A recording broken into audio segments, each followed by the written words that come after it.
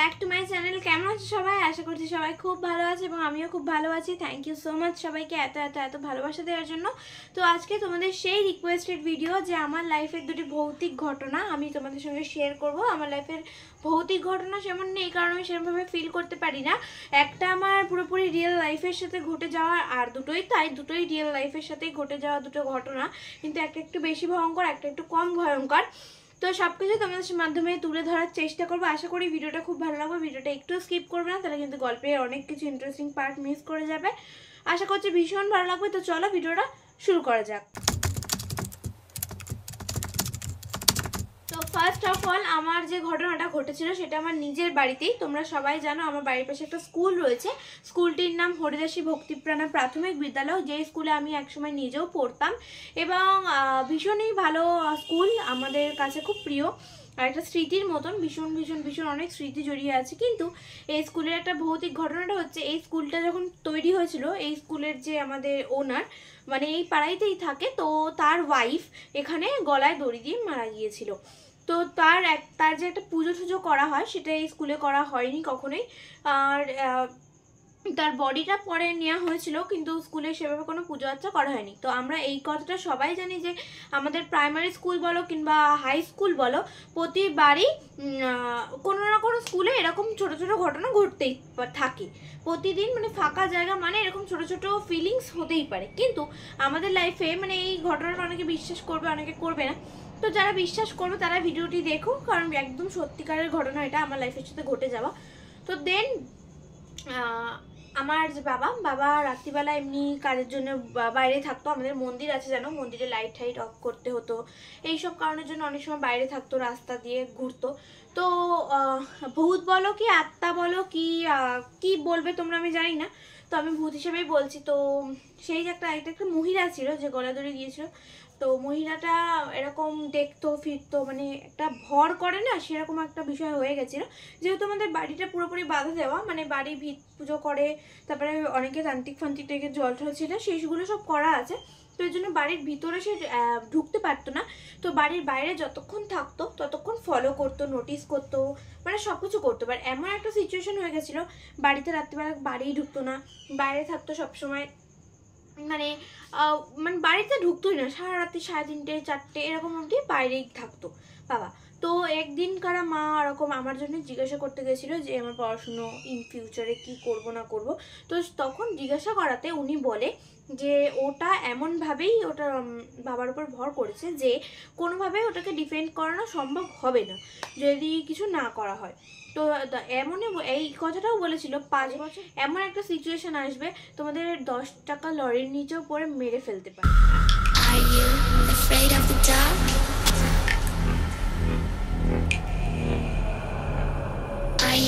যাই হোক, এটা শোনার পর সাময়িকভাবে আমরা খুবই ভয় পেয়ে গেছিলাম। তো সেই জন্য আমার মা যা যা করণীয় সব কিছুই করেছিল। কিন্তু আমার এখানে একটা ছোট মতন কোশ্চেন আছে। আমি জানি না এটা আদৌ সত্যি কি মিথ্যে ছিল না ছিল, সেটা আমরা জানি না, কিন্তু আমরা রিয়েল লাইফ ফিল করেছি। তো যাই হোক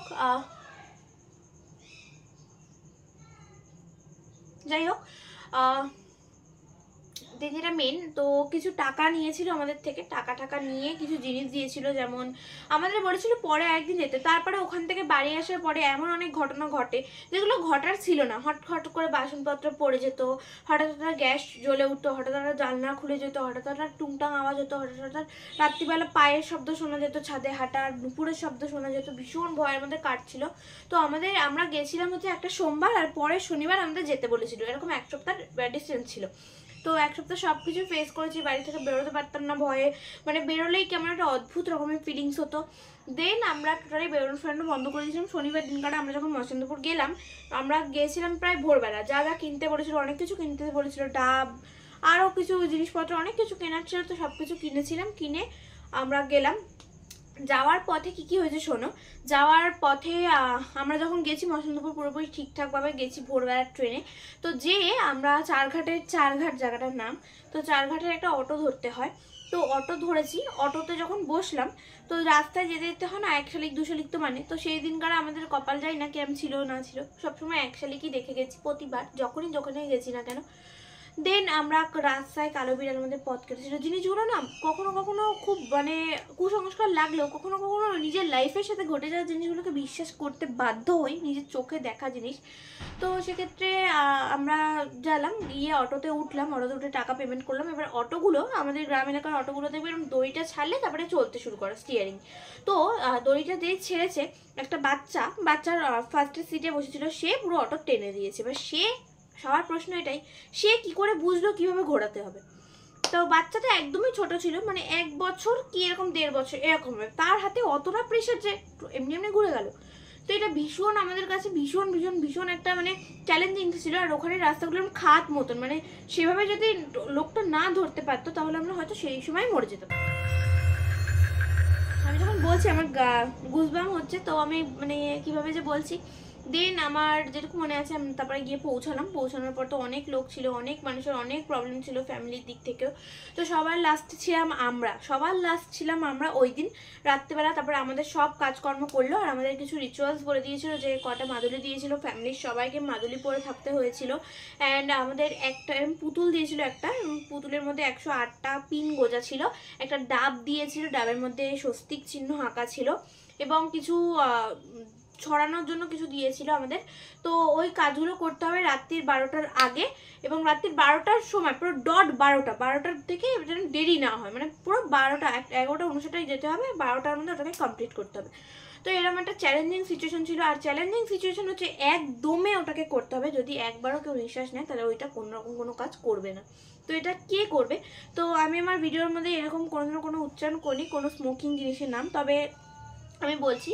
তো আমরা আসার সময় কি হয়েছে শোনো, কাজ টাজ হয়ে যখন আমরা আসলাম মসলন্দপুর স্টেশন, মানে আমার দিদাবাড়ির যে চারঘাটের মসলন্দপুর স্টেশন থেকে আমরা ট্রেন ধরেছিলাম মধ্যমগ্রাম আসার জন্য। তো মধ্যমগ্রাম যখন আসলাম তখন মানে মধ্যমগ্রাম মসলন্দপুর স্টেশনে যখন আসলাম তখন আমরা ট্রেন পেয়েছিলাম, ট্রেনটা দত্তপুকুর নেমেছিল, মানে মসলন্দপুর তো দত্তপুকুর তো আবার মধ্যমগ্রাম, মানে ট্রেন সেবার 2বার চেঞ্জ করতে হয়েছিল আমাদের, ট্রেন ছিল না কারণ এতটাই রাত হয়ে গেছিলো, প্রায় তখন বাজে 10টা এরকম। তো আমি আর মা একা আসছি। তো এখন হলে হয়তো আমার মা সাহস হতো না, কিন্তু সেই সময় আমি অনেক ছোটো ছিলাম, অনেক অনেক অনেক ছোটো ছিলাম, আমার তখন মনে হয় 6 বছর বয়স এরকম ছিল। তো আমরা খুব ভয়তে সব জিনিসগুলোকে সামলাই নিয়ে আসছিলাম। তো আমরা যখন আসছিলাম, মানে ট্রেন এরকম ওভারব্রিজ, মানে আমরা যখন দত্তপুকুর নামলাম, দত্তপুকুর তো চেঞ্জ করে আবার আমাদের ট্রেন ধরতে হবে। তো আমরা যখন ওভারব্রিজে আসছি তখন ট্রেনটা দেখছি যে ছেড়ে দিচ্ছে, মানে হর্ন দিয়ে দিয়েছে, আমরা সেই দৌড় দিয়েছি, মানে রীতিমতো দৌড়ে ট্রেনে উঠতে পারিনি, তার আগে ট্রেন অলরেডি চলতে শুরু করেছে। সেই দিনকার এইটা হচ্ছে আমাদের সব থেকে বিপজ্জনক ছিল। আবার ওই ট্রেনটাই ছিল লাস্ট ট্রেন, মানে এইভাবে আসা, নাহলে অনেক দেরি যেত, টাইমের মধ্যে যেহেতু কাজটাকেও কমপ্লিট করতে হতো। তারপরে শোনো, এই পাশে এসে আমরা যখন মধ্যমগ্রাম স্টেশনে নামি তখন একটাও ভ্যান নেই, কিন্তু এরকম কখনোই হয়নি। তারপরে যে করে হোক একটা ভ্যান ম্যানেজ করে আমরা আসলাম। বাড়ি আসতে আসতে আমাদের বেজে গেছিলো প্রায় 11:30 মতন। তারপরে ডিনার কেউ করেনি, সবাই টেনশানে। এবার সব জানলা দরজা দিয়ে দেওয়া হলো, আমাদের বাড়িতে তার আগে লোক ছিল কিছু। তো তারপরে সবাইকে মাদুলি পরিয়ে দেওয়া হলো। মাদুলি পরানোর পরে আমাদের হলো। দেন যখন 12টা ডট তখন আমার মামা স্মোকিং করে, যেহেতু ও অনেকটা নিঃশ্বাসটা কিছুক্ষণ কন্ট্রোলে রাখতে পারে, তো সেটাই করা হলো।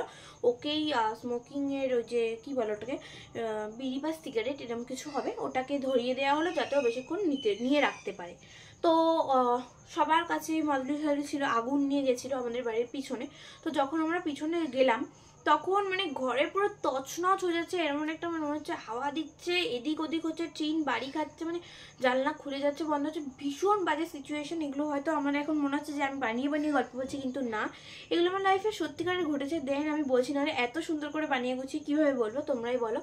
তো এইসব হওয়ার পরে আমরা ওই জিনিসগুলোকে যখন খুঁড়ছি, ও তখন ভীষণই রেগে যাচ্ছে, এবং ওর যে লুকটা সেটা আমি তোমাদের সাথে শেয়ার করি। আমার মামা দেখতে পাই, আমরা তো কেউ দেখতে পাই না ভূতছুত। তো আমরা যখন দেখলাম, মানে মামা যখন দেখলো যে একটা সাদা শাড়ি পরা, লাল ব্লাউজ, যেমন আমরা কার্টুনে দেখে থাকি পুরো সেম এরকম একটা লাল টিপ পরা, চোখ দিয়ে মুখ দিয়ে রক্ত পড়েছে, এবং আমার ওর গল যাচ্ছিলো, দাঁত ফাত কিটাচ্ছে, খুবই বাজে সিচুয়েশন ছিল। তো আমি সেটা ইম্যাজিন করে বললাম, কিন্তু ওটা রিয়েলিস্টিক দেখেছে, তাহলে কতটা মানুষের ভয় লাগতে পারে বলো।